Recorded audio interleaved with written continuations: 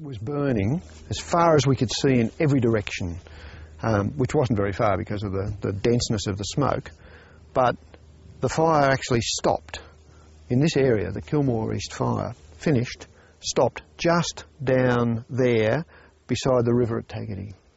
So you can see it burnt us, thank you very much, but stopped just there after having travelled so far so fast and done so much damage. Doug and Lynn Walter were well prepared ahead of Black Saturday, and they were determined to stay and fight for their Taggart property north of Marysville. Despite their preparations, the fires still ripped through their paddocks, and the surrounding bushland went up in flames.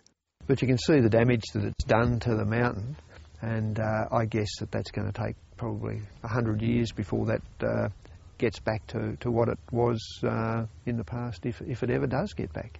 Doug Walter is a spokesman for the Taggart residents group known as the Dads and Mums Army. On Black Saturday, the group worked together and communicated via UHF radio to fight the fires.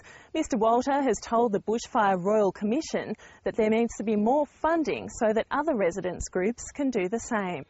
They're an unlikely-looking army, but with the help of their UHF radios, these Taggart locals operated like a well-worn military outfit on Black Saturday. CFA volunteer firefighter Ray Goss owns the Taggart General Store.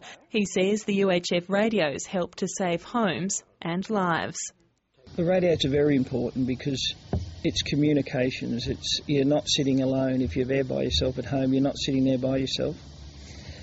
And it's a matter of communications. We knew exactly where the fire was. We knew how it was going and how it was travelling. These little radios were an absolute godsend, and we used them to muck around and try and cheer one another up. Another 8 local cells have been set up around the district, but Doug Walter's submission to the Bushfire Royal Commission says the entire Murrindindi Shire could be equipped for $1.5 million. And while these survivors consider themselves lucky, recounting the memories of Black Saturday remains difficult. Everything was black. I mean, the word that just kept rolling through my mind was Armageddon. And that sounds like an exaggeration, but it was just absolutely black. The roar was so loud, I went to the other side of the house, which faced the fire, and looked up, and there was this huge... Well, those pine trees over there probably weren't as high as the flames that were above it. And there was just like 2 heads just sitting up there looking at me. And it was about 100 metres away. And I just dropped on the ground and just said, I can't fight you.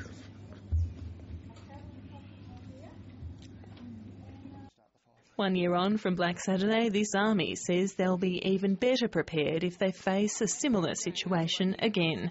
Amy Bainbridge, ABC News, Taggart.